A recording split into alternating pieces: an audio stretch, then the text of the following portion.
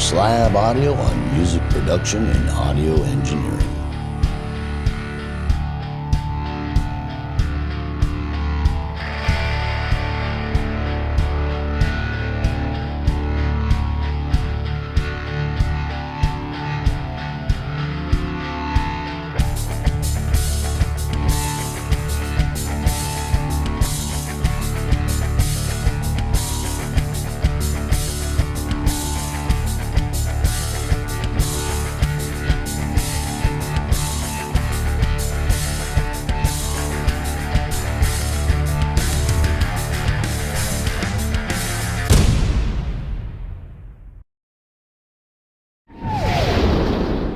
Welcome to Doc Slab Audio and our Insights series.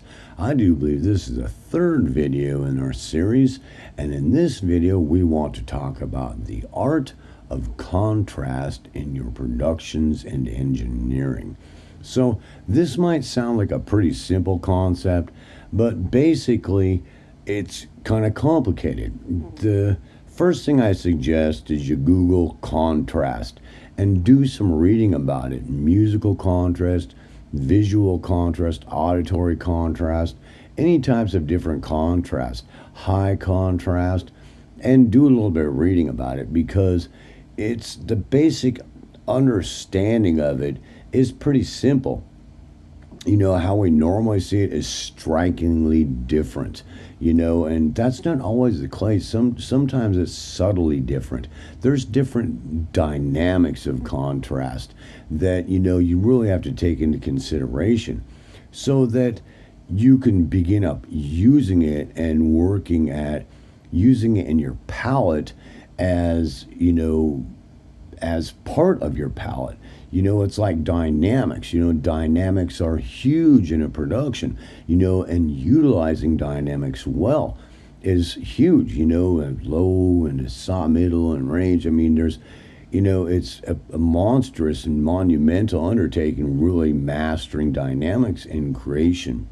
And when we start talking about contrast, that contrast is huge. You can Google like contrasting music and things like that, but visually, it's the best way to see it and to really understand it, because the contrast that you're going to use when you really start researching about contrast and high contrast, especially, that you start to really, it starts to saturate you a little bit, and you really start to see, what that means, how the impression is on you and how it makes you feel, or your interpretation of it, what that does to you. And the concept here is that as you begin understanding that and really reading about it and spend some time immersing yourself in it, then you start to try to apply this to musical concepts in composition and engineering concepts. So whether or not you've got, you're doing things with equalization, reverberation, any type of effects, or anything in engineering, that you can have contrast there. It's somewhere in the stereo field or in layers behind it. There's lots of different ways to use contrast. Something strikingly different in different, different levels of that, right? Different degrees of that. And in your composition, that's contrast and degrees of contrast in different areas with different instruments, dynamics, all kinds of different areas, that it just takes some time immersing yourself in it, because the more you immerse yourself in it, you really start to understand what that does. You start experimenting with it in music, and you'll find it opens up worlds of possibilities, because it doesn't seem like it. Like, you look at this, you got this blue-orange with the orange center, and it's cool. There's a lot of high contrast there. Or you have these two glasses, and the contrast there is striking. It's has an unusual effect on your mind, to where it's perceiving it as something the same but not, and different in some way. You know, the contrast between them causes the difference. Does that make sense? Or like the bright blue and the bright red, or the green umbrella standing out in the black, you know, or the red up here with the blue in the ball. You know, there's this contrast here, and there's this whole other element that's like this ball that's reversed, that's a sphere, that's is an optical illusion on top of it, that it can get kind of complicated sometimes. Contrast can be, you know, set out in so many different ways with so many different applications and functions that in music and in engineering you have multiple tools to cause contrast and varying degrees of contrast, because sometimes striking contrast causes an effect, and sometimes a lesser degree of contrast causes a lesser effect in a situation that you want to be a little more subtle, or a real subtle contrast that still has an effect of contrast, but it's very light. Does that make sense? And that has an impact. It's like almost the difference between really loud and really quiet, you know, in dynamics. And it's something you really want to immerse yourself into, because I've found that sometimes you get going along and I listen to some mixes and I don't hear that going on. So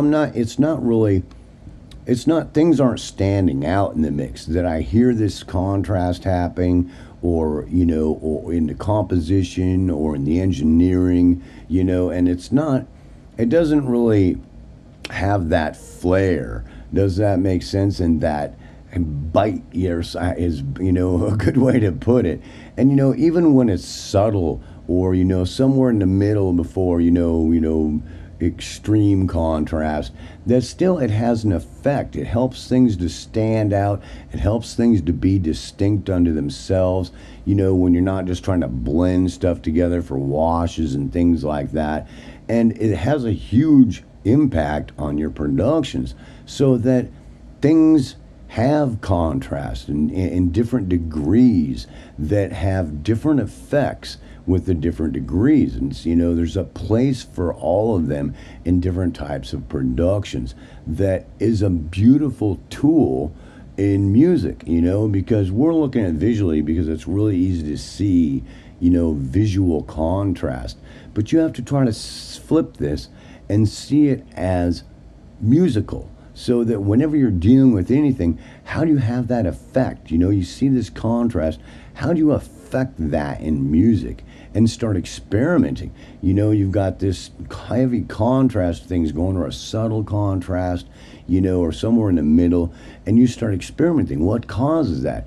I hear so many people, even something simple like a kick drum and a bass, that there's no contrast there. They start trying to figure out how to get them to stand out and have contrast, where one is going to contrast with the other one, so that they have their own space and they're heard well in the mix, and they don't get muddied together and their low end's just a muddy mess, because it doesn't have no contrast. There's nothing separating them that goes, that's the kick drum, you hear that, that's the thunk, you know, that's the bass.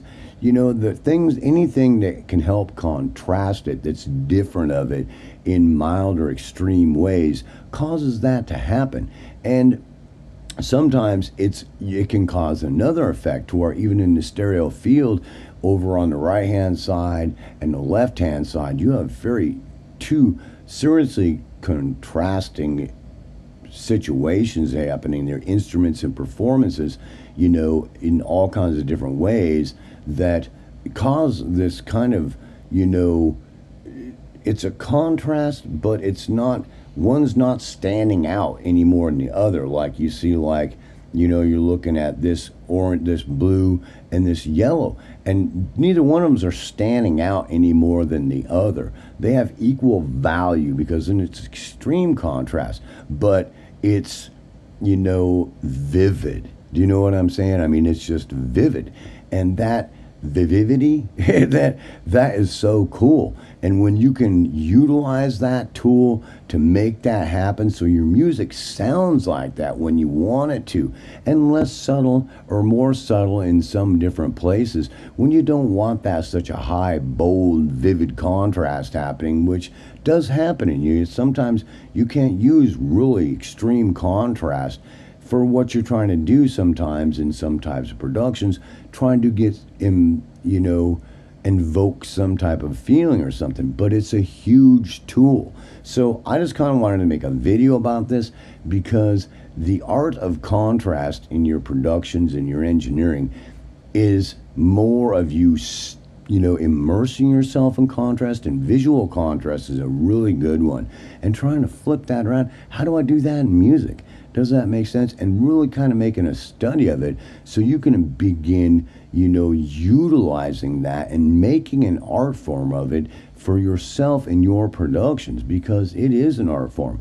It causes cool things to happen, like looking at these two glasses that it seems like something simple, but it's cool to look at. I mean, it just is, bro. I mean, you look at it, they're different, but for some reason it's appealing. The contrast right there before you, it has an appeal. Does that make sense? And so does this balloon. Looking at this vivid blue and this vivid yellow, it has an appeal. Does that make sense? It's attractive. Even though the balloon's just a yellow balloon, the wall's just a blue wall. There's nothing special happening there, right? But the vividity and the boldness and the contrast is attractive, right? So trying to get that to happen in your music productions is huge. It's monumental in you helping develop yourself as an artist, as an engineer, and as a producer, and as a composer. Does that make sense? So it's just something I wanted to kind of throw out there, that I hadn't really addressed a lot in my series or on my channel, but it's one of those insights we wanted to talk about. So peace, self-love. I certainly hope you enjoy this next video in our new series, and I will see you in the next video.